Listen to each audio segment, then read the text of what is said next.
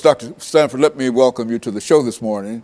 And I think our audience will know you because you've been with us on so many occasions. But just the same, there might be that one or two individuals who might not know you. And so let's take this opportunity to give you an opportunity to give us some information in reference to your background, your experiences, and some of the things that you found to be important in your life. And then we can get into the impact of mass communications on personal and human development. And thank you again for having me. I am Dr. EKSanford3. I'm a professor of sociology at Tennessee State University. And I knew you as you were a professor there, and I've been there now about 20 years. I did my postdoc degree at the Penn State University with NIMH, National Institute of Mental Health Fellowship. And I was dealing with gerontology there, studying the aging process. And I taught there as well. And from there, I went to the University of Montana in Missoula, Montana, where I was Director of African American Studies. And I was there for about 6 years.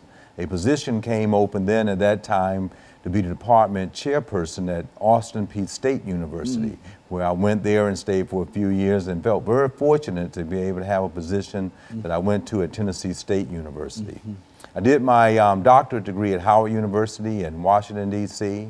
Very fortunate to be there, and I dealt with the homeless elderly on my dissertation topic while I was there, as well as worked with the National Organization of Black Law Enforcement Executives, as well as a very important project while I was there with the D.C. Superior Court on mediation programs, and that was a very wonderful experience.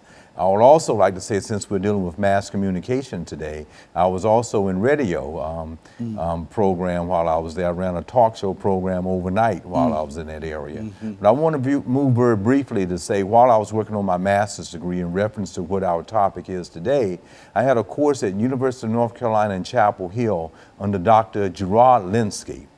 He was a two-time president of the American Sociological Association, and his entire research was related to human development, looking at phenomena from an earlier period to the present, which I'm hoping to touch on today. Very good. And of course, what we have to do here is that we'll take our first commercial break in a couple of minutes, and then we'll be able to get into mass communications.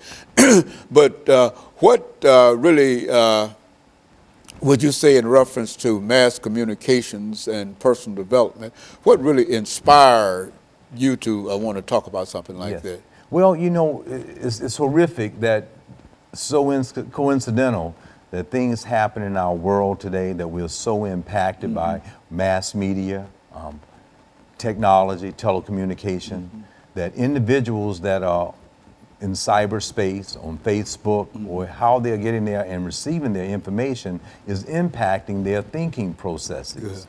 And as a result of that, they might come to some conclusion to act out in a certain way based on the impact of some type of form of technology.